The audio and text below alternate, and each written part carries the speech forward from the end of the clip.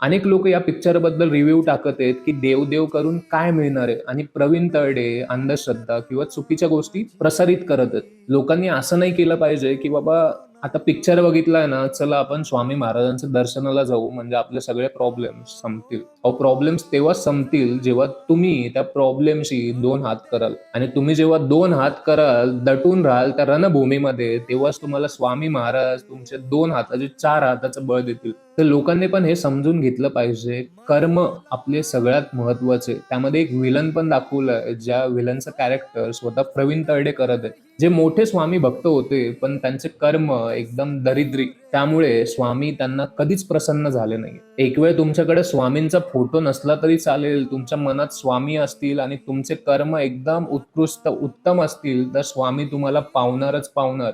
मग तुम्ही अक्कलकोटला जावा किंवा नका जाऊ. जसं शेतकरी आत्महत्याचं उदाहरण दिलेलं आहे निर्मात्यांनी त्या पिक्चरमध्ये, तर त्या पिक्चरमध्ये तेच सांगितलेलं आहे, शेतकऱ्यांना चांगला हमीभाव मिळाला पाहिजे, शेतकऱ्यांनी जोडधंदे केले पाहिजेत. घराच्या कर्त्या पुरुषाला काही टेन्शन असेल किंवा त्यांच्या कोणत्याही प्रकारची मनाची चलबिचल चालू असेल, तर घरातील स्त्रियांनी त्यांच्याशी बोललं पाहिजे. पुरुषांनी त्यांचं मन मोकळं केलं पाहिजे आपल्या स्त्रियांकडे. त्यामधूनच आपल्यावर आलेल्या प्रॉब्लेम्सवर मार्ग निघेल. शेतकरी आत्महत्या त्या पिक्चरमध्ये एखाद्या गुन्ह्यासारखी दाखवलेली आहे, ज्याला देव पण तुम्हाला माफ करणार नाही. एवढा खरंच खूप चांगला मेसेज दिलेला आहे दिग्दर्शकांनी त्या पिक्चरमध्ये, तो लोकांना फक्त समजला पाहिजे. स्वामी समर्थ माऊली स्वामी समर्थ माऊली स्वामी समर्थ माऊली स्वामी समर्थ माऊली स्वामी समर्थ